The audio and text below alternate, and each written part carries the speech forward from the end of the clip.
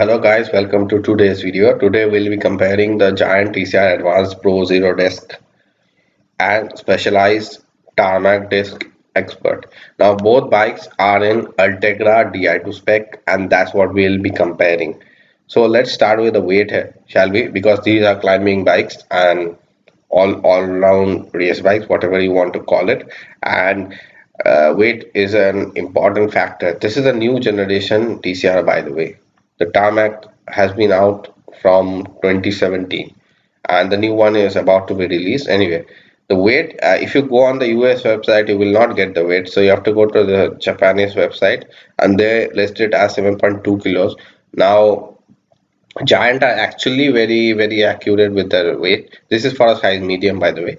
Giant are very accurate with their weight, and if they miss it, it will be at a max 7.3 kilos, but not more than that for a size medium.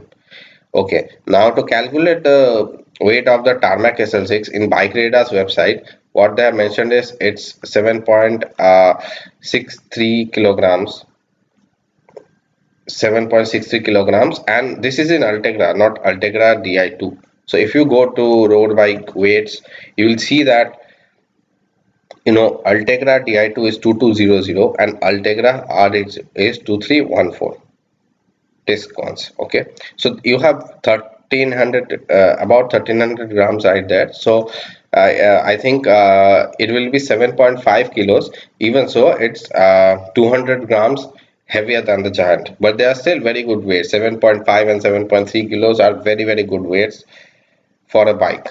Now let's close this. We don't have that is just for proof. Anyway, let's close the Japanese websites as well.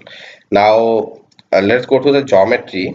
It's interesting. If you see, the smallest size has a reach of 376, and if you go to the tarmac of geometry, yeah, 49 has a reach of 375 and stack of 514.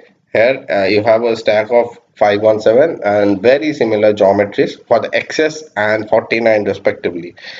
But it's interesting that if you go to the, this is 50, 44, 49, 52, 54. If you go to 54, which is medium or so, you get a reach of 384 and a stack of 544. Okay, and for the same reach 383, you get 384 and 383 are pretty similar actually. You get a stack of 528. So this is a much more stretched out position. Okay, this reach is usually listed as a medium size, Giant listed as a small size, but for other manufacturers a medium size has a reach like this. So for someone small, let's say 5'6", 5'7", about 170 centimeter, this will be a long reach. And the stack is fine. If you go to the golden standard for people who are 170 centimeters tall, I think the best geometry is of the BMC Team Machine that has a reach of 378 and the stack is 529, similar. This geometry was inherited by the previous generation Giant, but Giant have increased the wheelbase of this bike, and maybe that has gone into the 5 mil increase in reach. Giant has increased the wheelbase because there were some complaints of the TCR being a bit twitchy. And if you look at wheels, then we have the Giant SLR 142 carbon disc wheels, and here we have a 38 mil Roval, specializes in-house Roval 38 and 42 mil wheels. Now the bottom bracket system is Shimano's press feed BB86.5 here, and here you have the BB30. So this might be more prone to creaking than that, and especially because of the width, the BB86.5 is inherently stiffer. Both come with a 52-36 chainring. Okay, and we think this is the sweet point for buying bikes like this, because you don't even need to buy in Ultegra di2. Even if you buy in mechanical Ultegra, you will get it at a much less price, but at the same time you will get most of the performance benefits and mechanical Ultegra, believe me, is very very good, and you will get it at about just 100 grams or 120 grams more in weight.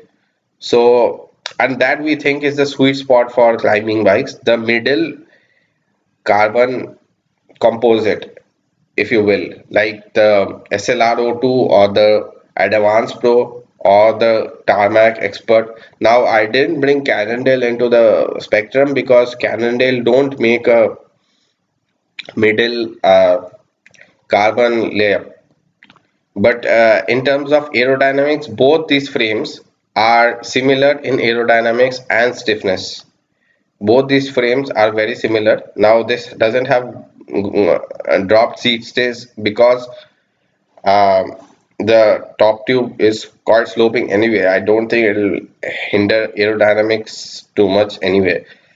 Someone asked me to do this, and I think this is a sweet spot for buying a road bike. No matter how much money you have, if you uh, if you are not like over 5 or 5.5 watts per kilo, then you shouldn't go for the SL or S Works models. I think this is great value for money, especially in the Ultegra spec. And you should definitely consider these two bikes when you are looking at the $4,000 range or something. Thanks. I'll see you in the next video.